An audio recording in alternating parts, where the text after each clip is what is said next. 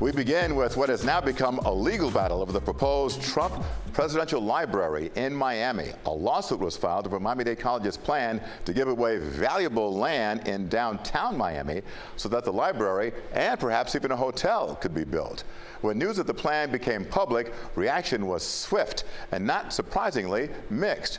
Robert Alonzo, vice chair of Miami-Dade's Board of Trustees, which gifted the land for the library, defended the move. He says being the home of a presidential library would be a big feather in Miami's cap. It's not about political values or ideologies. It's about the office of the president, and something that will be here in Miami for our students, our community to go visit and to learn more about the office of the presidency.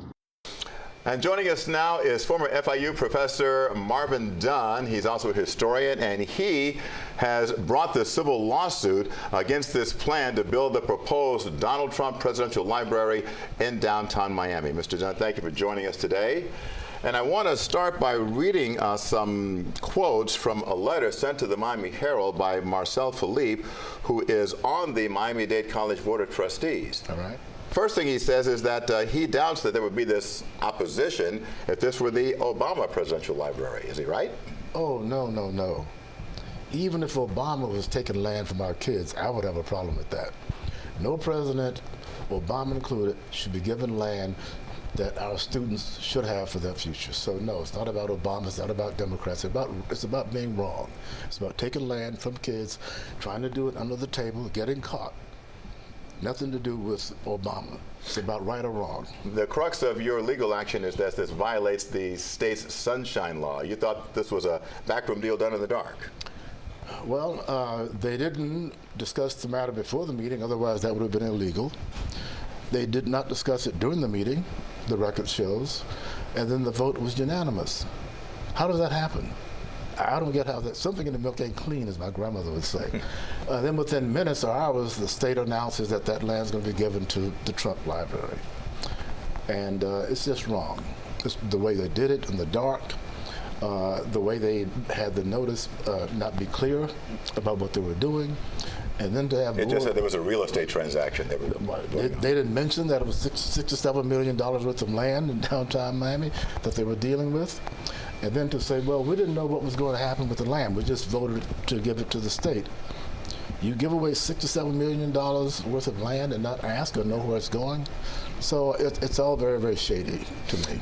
This wouldn't just be next to the Freedom Tower. It would, from what I see, according to some plans, be actually connected to the Freedom Tower. And many people see that as a juxtaposition because the Freedom Tower, as you know, represents the beacon of freedom for so many Cuban immigrants, while President Trump is seen by many as an anti-immigrant president. Do you see that that's a clear conflict? It is a very clear conflict. That building represents so much to the Cuban American community, as it well should. And that memory, that history should be protected and relished. And I think to have a library, particularly with this president's name on it, doesn't make sense. President Trump has done more to suppress rights and freedoms in our country than any other president. So I don't get the connection between the Freedom Tower and the president making sense to me. Yet, Marvin, as you know, many Cuban Americans here in Miami support President Trump and love the idea of this proposed library being connected to the Freedom Tower. In fact, Mr. Philippe says he would view this as a testament of progress and a point of pride. Then why didn't he ask us? Why didn't the public get to say we thought so as well? If Miami-Dade County believes and wants that library to go there, then it should. But we should get to weigh in, and our opinion should be asked and sought. So what is it that you would like to see happen now? Well, since I believe, and I think my attorneys agree, that that meeting was illegal, then any action they took is non-binding. If they had an illegal meeting and made a decision, that decision cannot hold up in court. And that's why we're challenging this in court. So you want the deal for the land transfer to be voided? Void it and bring that land back and give it back to our kids. That's what we want. Governor Ron DeSantis, you believe, engineered this whole thing, right? This was a behind-the-scenes Ron DeSantis deal that just happened to have been exposed. But this was the governor's doings, and yes, absolutely.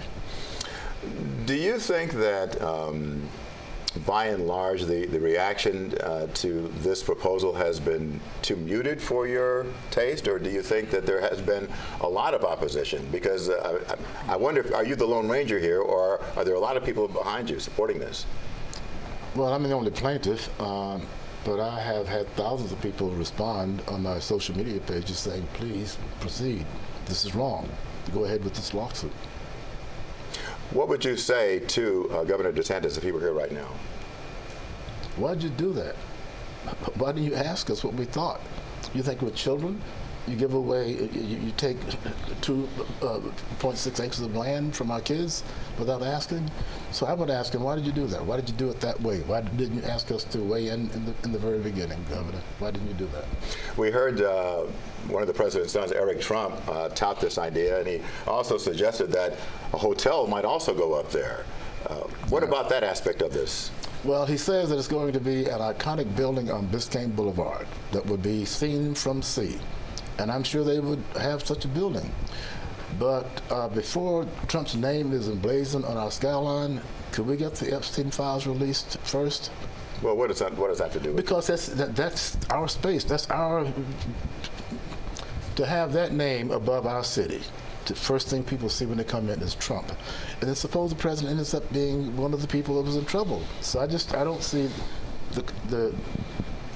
the right in putting that up without having the public comment on whether we want that name emblazoned on our skyline as Eric Trump wants to do.